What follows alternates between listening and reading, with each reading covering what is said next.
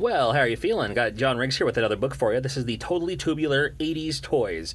I was born in the late 70s, but, really had my childhood in the 80s. That's where most of my childhood memories come from.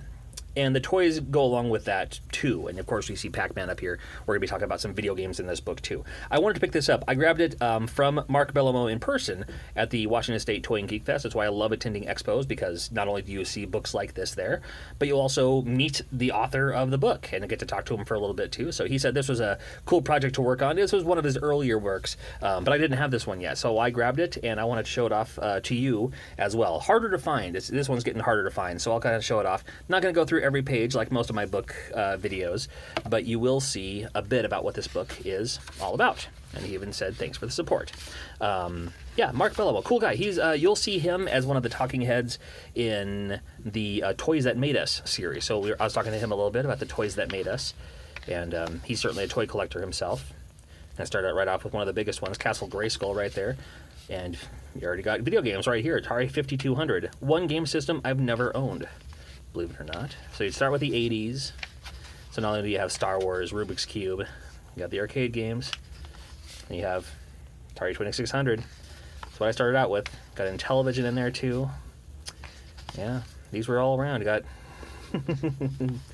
oh my goodness, so much cool stuff. Got the Puffy stickers. Remember the Puffy stickers? Now this was interesting. I never knew this existed. It's like a Mattel Electronics Dungeons and Dragons Labyrinth game. Thought that was cool looking. I never knew about that. Even it's also a little bit about the 80s too. It's like, here are the top 10, from 1980, the best movies, best songs. Castle Grayskull. I'm going to start skipping around a little bit here. So got some of the cool Castle Grayskull toys. I was a huge He-Man fan when I was growing up. He-Man was the first action figure I remember really, really liking. Like, that was the ones like, Christmas, birthday. I was all about He-Man. And then moved on from there to Transformers. And then from there to Mask.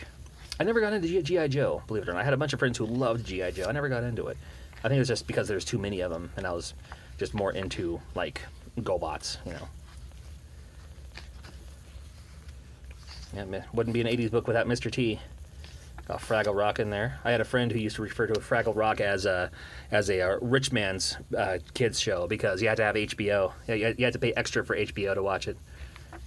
I thought that was interesting, because I never thought about that. I just grew up with HBO. I didn't know you had to pay extra for it. Of course, got Transformers. I always thought Megatron just looked weird. In the cartoon, he looks awesome. In this, he just looks weird. I don't know. You watch the Toys That Made Us, you'll see Mark Bellomo pop up a little bit, talking about Transformers and stuff like that. Its roots, its history, where it came from. It's my love right here. WWF at the time. Vince McMahon figure. I remember I didn't have a lot of them. I remember we had Paul Orndorff. Paul Orndorff was my brother's favorite. And I was a big fan of most of these guys. Loved Ricky Steamboat. Loved Greg Valentine. Coco Beware was interesting. Roddy Piper's, he's just the best.